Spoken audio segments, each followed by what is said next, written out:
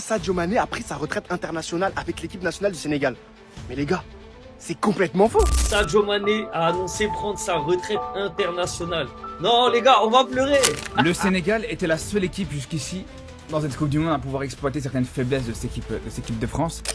Pape Thiaw, faut pas mourir seul bu ko nangu de génnal nga def conférence de presse wax li xew ci tanière bi yëpp. suba da ngay xëy ñu ne la dàq nañ Pape Thiaw parce que dañ koy sacrifier.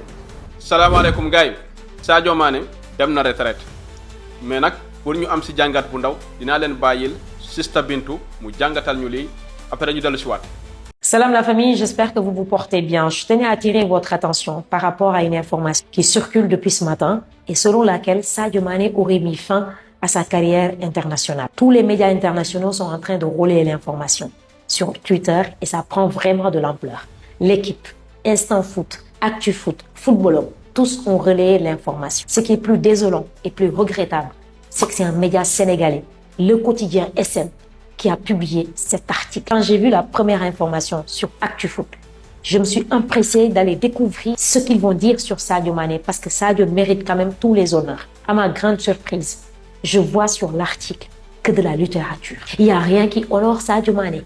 Il n'y a aucune stat de Sadio Mané. Il n'y a rien de ce qu'il a réalisé pour le Sénégal. Sadio ne mérite pas ça, le quotidien SM. Sadio ne mérite pas ça.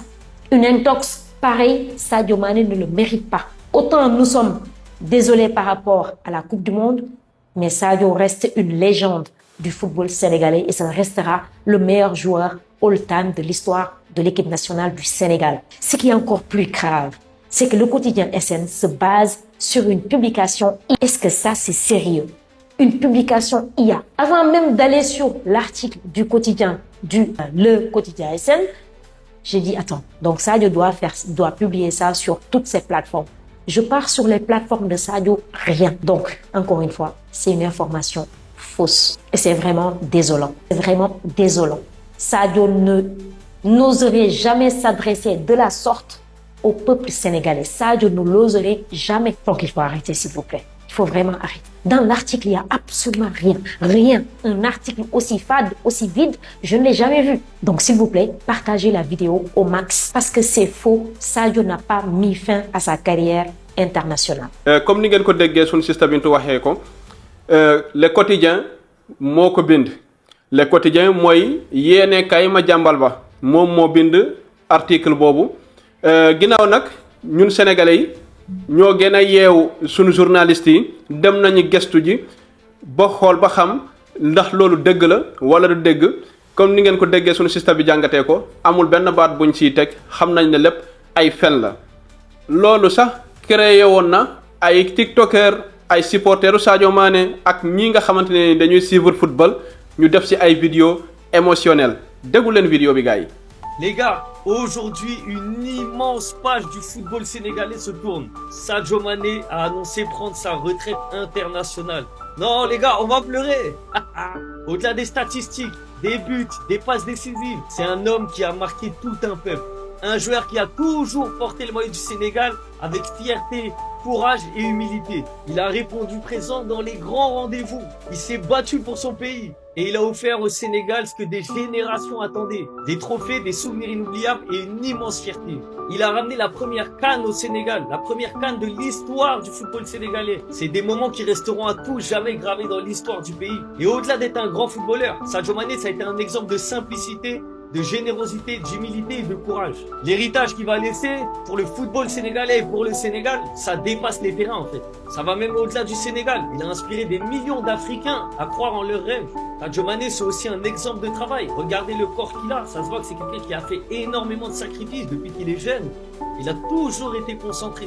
Donc Sadio Mané, merci pour les émotions, merci pour tes sacrifices, merci pour ton exemplarité, merci pour ton travail, merci pour tout ce que tu as fait pour le football sénégalais, le football africain.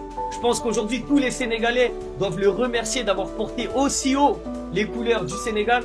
C'est une légende qui quitte la sélection, mais son nom il restera gravé à tout jamais dans le cœur des Sénégalais. Et dans le cœur des passionnés de football, tout simplement. Sénégalais ou pas, africains ou pas.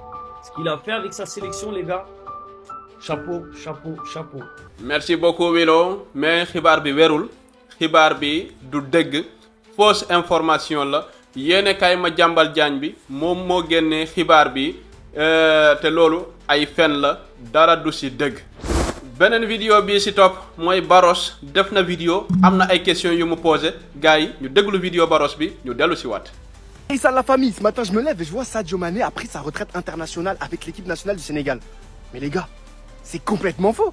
Tant que Sadio Mané ou son équipe n'a pas communiqué officiellement sur sa page ou bien à travers un média pour annoncer sa retraite internationale, arrêtez de vouloir prendre les devants, de précipiter les choses. Les gars, dans un an, il y a la compétition, la Coupe d'Afrique des Nations pour ceux qui ne savent pas.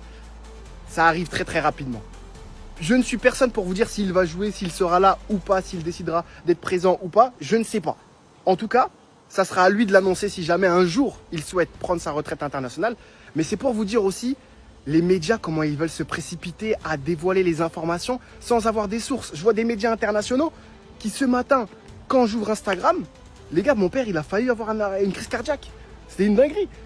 Il a vu ça, il a pété les plombs, il m'a dit, Baros, c'est vrai les trucs là, Sadio, il arrête. Je dis, mais je sais pas moi. Et en fait, je vois que le communiqué, en fait, au fur et à mesure, tout le monde est en train de s'excuser ou de dire que c'était faux. Mais arrêtez de faire des communiqués. Le jour où Sadio Mané, ou peu importe les légendes comme Cristiano Ronaldo, etc., prendront leur retraite, ça sera la fin. Voilà, c'était le petit mot. Merci beaucoup Baros si vidéo bi question bi nga posé am na solo est-ce que Sadio Mané su demoon bay retraite est-ce que dina ko defee nii est-ce que du tàggoo ak sénégalais tàggatoo bu rafet te dem nañ ci plateforme Sadio Mané yépp gisuñu benn yoon boo xamante ne ni Sadio Mané bind na message bi kon lii fausse information la information bi wérul du dëgg. am na it benn information boo xamante ne ni wérul mooy lii nga xamante ne ni ministre des sports bu Maroc bi ngeen ne yaay dafa bind benn message jégleel ko askanu Afrique ne ñoom duñu ay africain message boobu tamit wérul. soo leen gisee ma indil leen vidéo bi pour leeral seen xel yi bul leen nangu mukk ay algériens toog fële di créer seen fausse information di ko jox sénégalais yi di xeex ak marocains yi. Dans l'actualité également, ce démenti officiel suite à la diffusion par plusieurs médias et diverses pages sur les réseaux sociaux de déclarations faussement attribuées au ministre de l'Éducation nationale, déclarations selon lesquelles le Maroc ne représente pas l'Afrique, l'équipe nationale de football représente uniquement le Maroc et non l'Afrique, ou encore le Maroc n'a pas besoin du soutien de l'Afrique. Le ministère dément donc catégoriquement ces allégations. Il affirme qu'elles sont entièrement fausse et dénuée de tout fondement. Mohamed Sabrada souligne qu'il n'a fait aucune déclaration à quelque média que ce soit sur ce sujet et que toutes les déclarations qui lui sont attribuées sont entièrement fabriquées, ajoutant que le Maroc est fier de son identité africaine. Gouvernement bu Maroc moo génnee communiqué bi pour uniquement weddi lii nga xamante ne ni mu ngi circuler ci réseaux sociaux yi li tax nag ma indi vidéo bi dama bañ sénégalais yi nekk ngannaayu algériens yi suñu créer seen fausse information jox ko sénégalais yi duñu gestu ñu ñëw di dal ci kaw marocains yi di saaga ñu nekk ay nit yu gën a tuuti kon tege sax ñu ngi ci benn jàmmarloo ak ñoom ci wàllu football ak yooyu mais bul leen nangu mukk di nekk ngannaayu algériens yi pour di leen xeexee Maroc bul leen ko nangu soyez intelligent. amoon na tamit ay analyse yoo xamante ne nii jotoon nañ ko def ci semaine bi mooy Hervé Renard dafa bëgg a nekk entraîneur sélection bu Sénégal ñu déglu benn analyse ñu dellu ci waat. di dégg ñu naan Hervé Renard dañ ko bëgg a jël gis nga bu ñu jëlee Hervé Renard ce serait le pire choix de l'histoire du football sénégal. xam nga lu tax fii lañ jotee ak Maroc mu toog di jël parti Maroc di expliquer Maroc seytaane bi vidéo yaa ngi yaa xam xaar ma ñëw xam nga la Hervé Renard c'est un opportuniste. Merci. benn opportuniste la. continent africain dafay jaar pour lekk leen. pour lekk leen xamul dara sax xamul dara. amul CV. kan la ñuy jël ko xoolal parce que daa essayé Maroc. xoolal soso lañ ko jox. 1 2 3 chacun me dit le coach qu'il faut. 1 2 3 termine ce que tu disais. tu ne veux pas de Hervé Renard. non bëgguma ko parce que opportuniste la. d'accord boo xoolee fi mu jaar yëpp da ngay xam ni defu fa dara. Côte d'Ivoire. Tu veux Pape Thiaw. Côte d'Ivoire non Pape Thiaw kay. Tu veux kii yàlla. même Sambi. mën nañoo jël. ku mel ni Christophe Galtier. Sénégalais français non sénégalais français la. parce que xam nga pourquoi xam nga pourquoi. parce que ici boo jëlee coach boo nga xam ne c'est un africain. yow Galtier mbaa du tur bee la teg. non wala Bruno Genesio. parce que xamal la ñooñu am nañu expérience européenne parce que. kuy bañ ko julli ci heure de service. du ma gisé dégg ngeen lii ñu wax ci Hervé Renard léegi à vos claviers ngeen wax ma seen xalaat. lii ci topp mooy comité d'urgence bi nga xamante ne ni fédération sénégalaise bu football jot na ko nee na yaay da koy organiser noonu pour indi ji Patrick Evra dindi Pape Thiaw indi ji Patrick Evra pour mu nekk entraîneur sélection bu Sénégal ñu déglu ci njool mi ñu dellu ci waat. gars yi dégg ngeen information bi yaakaar naa ne ñëpp gis nañ ci suba comité d'urgence de la fédération samedi suba dem dañuy dajaloo mais ñi ngi naan Patrice Evra am na ñu koy ngunumee ci suuf pour mu remplacer Pape Thiaw.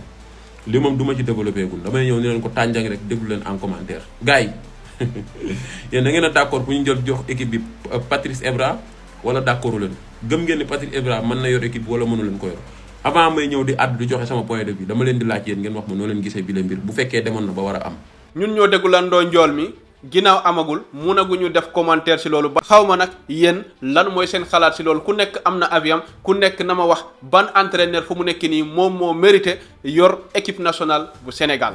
Ilias alias Chronique de Atlas am na lu mu wax nee na Sénégal moom moo nekk équipe bii nga xamante ni moo gën a taxaw ci ñi match yi ñu jot a gisagum yépp contre France ñu déglu Ilias.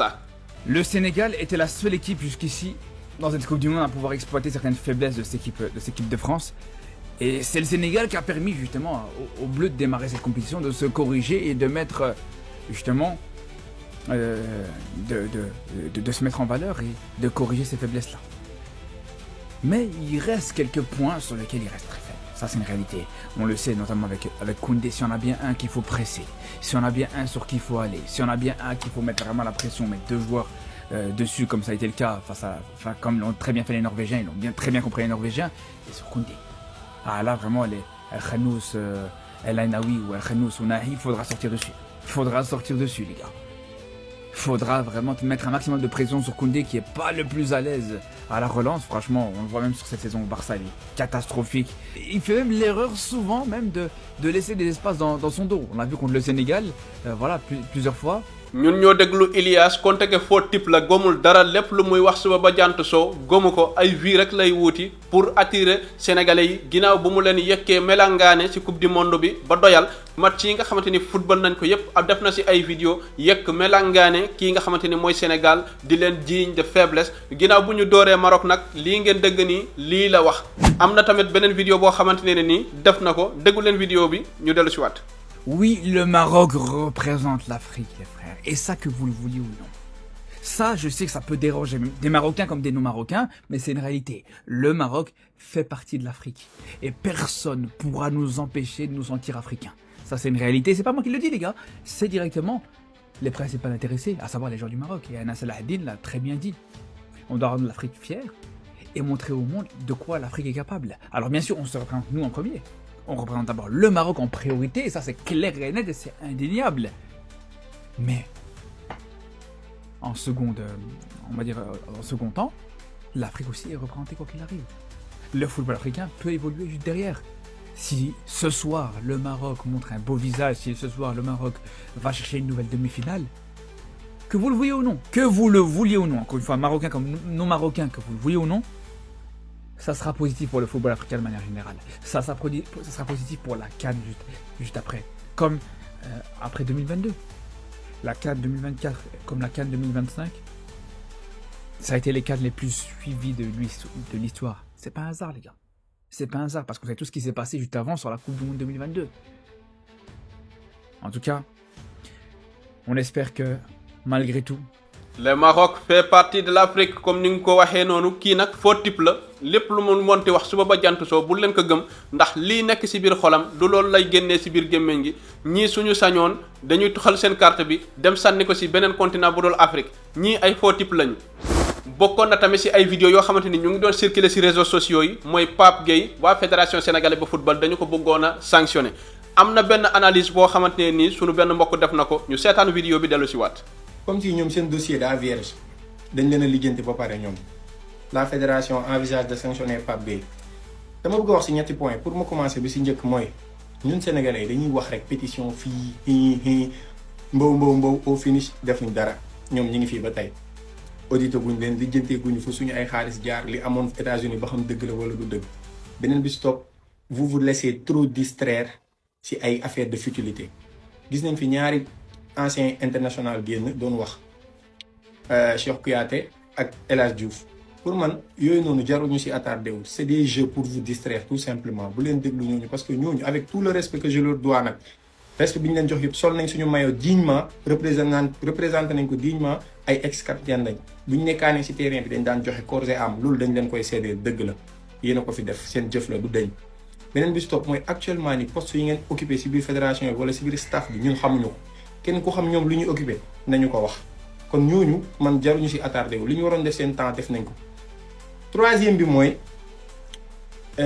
comment dirais-je Pape Gueye génnaatoon na mu ne moom que moom lu mu doon def noonu pour ce que yu bari feeñ la ok mais ñoom dañoo ne fédération dañoo ne envisager sanctionner Pape Gueye maanaam dañuy wàcc sanctionner guñ yow déjà lijjantee guñ la xamaguñ ba xam yi ngeen doon def fee dëgg la wala du dëgg audité guñ leen lijjantee guñ suñu ay xaalis fan la jaar yéen ngeen ne da ngeen di wàcc sanctionner dañuy wàcc rek duñ mës a sanctionner parce que bis bu ñu sanctionner sénégalais yi gën a dal seen kaw Pape Gueye tout le peuple sénégalais est derrière toi ñëpp a ngi sa ginnaaw du début jusqu'à la fin. kon sama analyse bu ndaw dinaa ko indi ci vidéo bi mooy fédération sénégalaise bu football yebul Pape Gueye mais ñun sénégalais yi la yab ñun sénégalais yi la fédération jàkkaarloo ak ñun di ñu saaga yu bon di ñu porter plainte taxaw jàmmaarloo ak sénégalais yi won ñu ne reewande bu mat sëkk ginnaaw bu ñu demee sacrifier suñu équipe nationale génn nañu ci coupe du monde bi léegi ñu ngi ñëwaat Sénégal pour jàmmaarloo ak ñun fas ñoo yéene saaga. lii ci topp mooy capitaine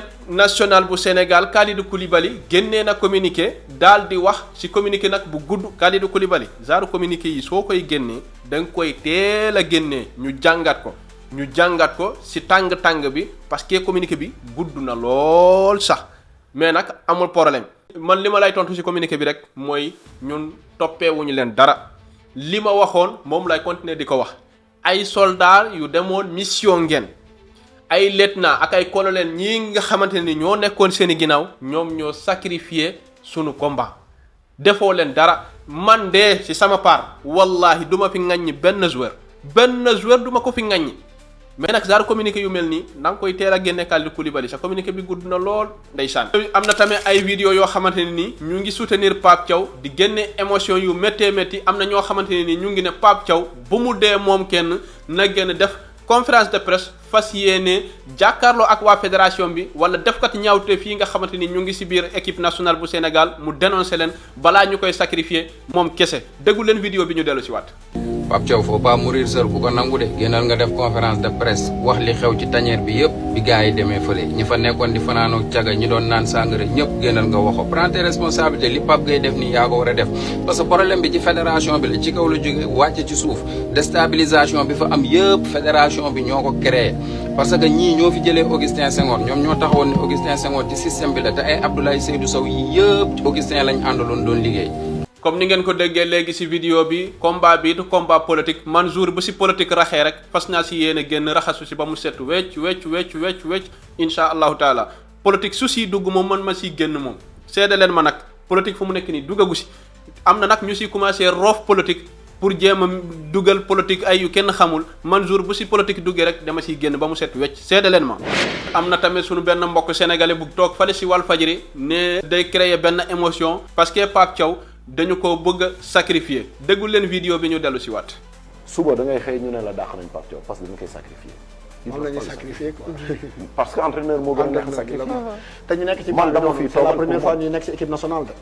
ah oui. c'est-à-dire tey c'est la première fois. bu may wax ci waxu situation boobu.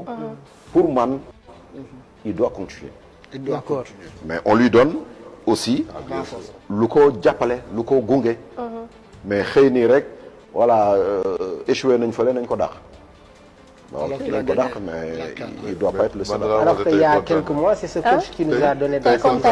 non parce que. léegi yéen wax leen ma lan ngeen xalaat ci lii ngeen dëgg nii ci vidéo bi est-ce que Pape Thiaw dañu ko war a bàyyi mu continuer wala Pape Thiaw dañu ko war a arrêter fu mu nekk nii parce que dafa am ay lobby yoo xamante ni ñu ngi ci ginnaawam ñoo xamante ni bàyyi ñu ko mu liggéey mu ànd ak lobby yi yëpp nettoyer fédération sénégalaise bu football ba mu set indiwaat ñeneen ñu continuer liggéey bi lii moo nekkoon sunu raw ndok jaa ngeen jëf